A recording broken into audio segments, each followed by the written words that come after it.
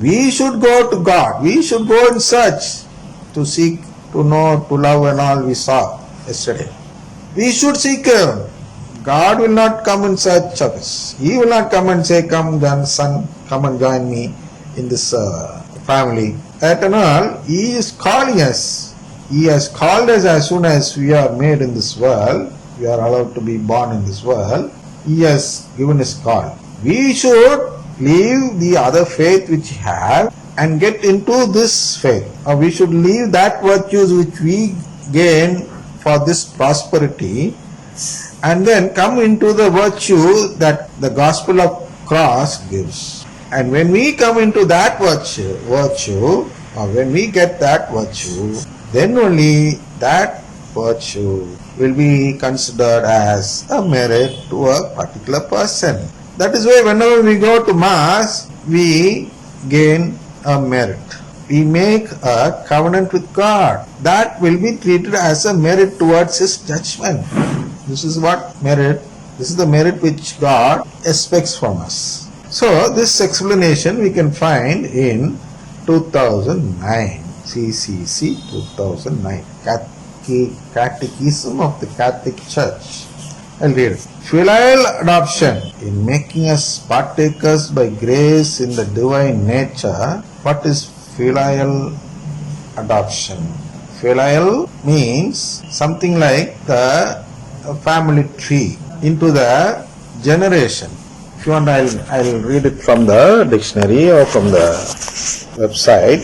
Filial as adjective, designating the generation or the sequence of generations following the parental generation. See how, what a fine word they have used in this CCC, a filial adoption. That is why we call it divine filiation, designating the generation or the sequence of generations following the parental generation. So it is not just adoption like that. It comes in a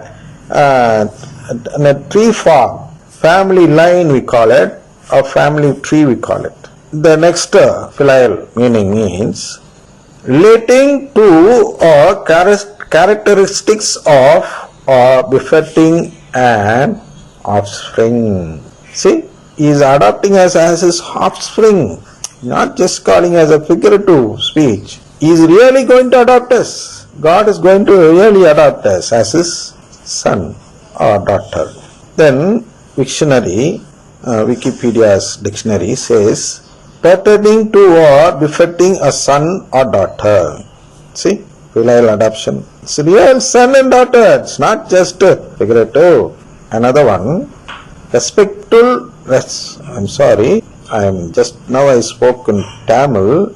So when I speak in English immediately, those type of tongue movement will come and spoil the pronunciation. So you should bear with me with that. Respectful of the duties and attitude of a son or daughter towards the parents. See, we need to respect our God in this manner. This is what Francis did. Francis of Assisi, call him Saint Francis.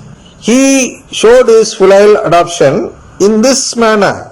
A respectful duty or attitude of a son towards his father. That is what Francis did, and by doing so he became a great saint who is governing actually the church even today. Without his spirituality, I think the whole world would have become charismatic by now. It is Francis' spirituality which actually preserves, at least till now.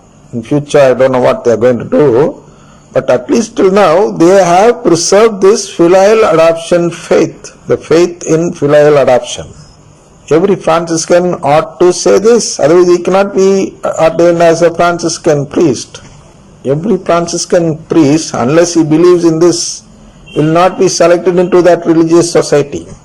There are three there as Franciscan fathers, and second one is the poor class, and the third state is the lay people, third order, and religious people, third order.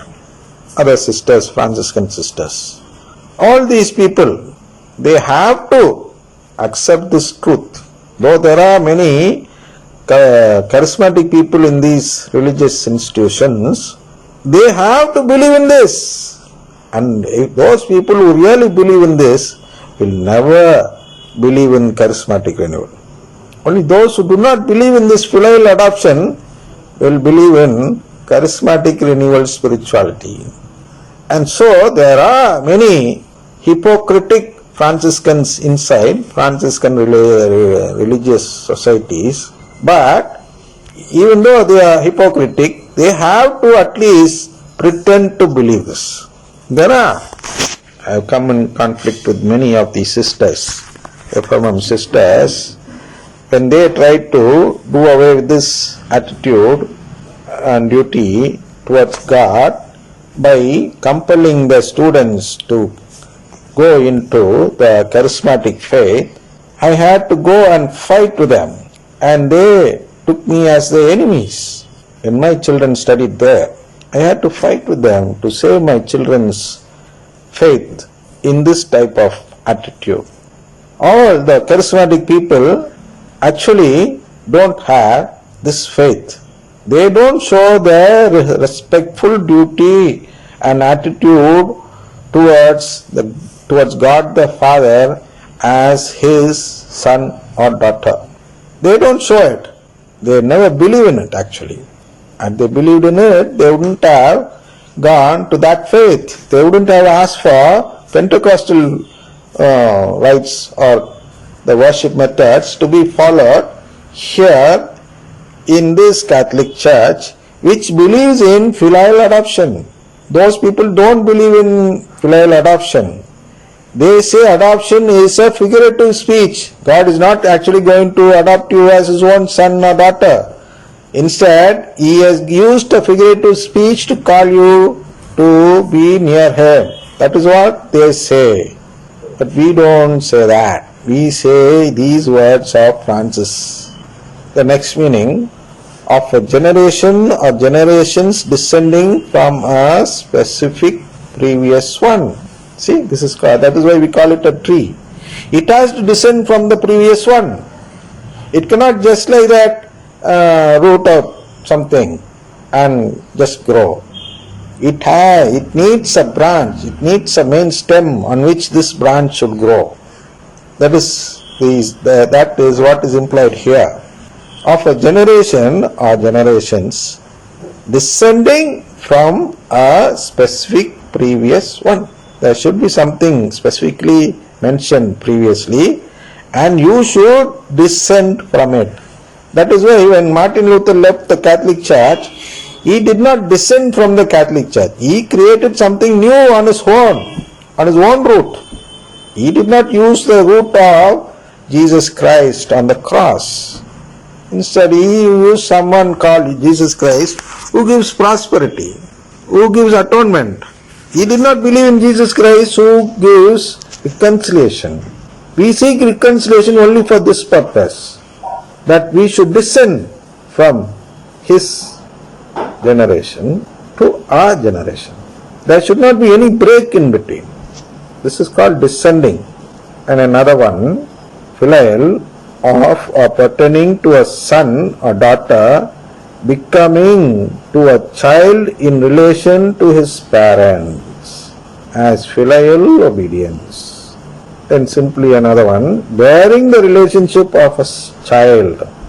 We actually are going to bear the relationship of God's child. That is what is called filial adoption. And it goes on like that. Pertaining to or becoming a son or daughter, bearing the relation of a child is another meaning.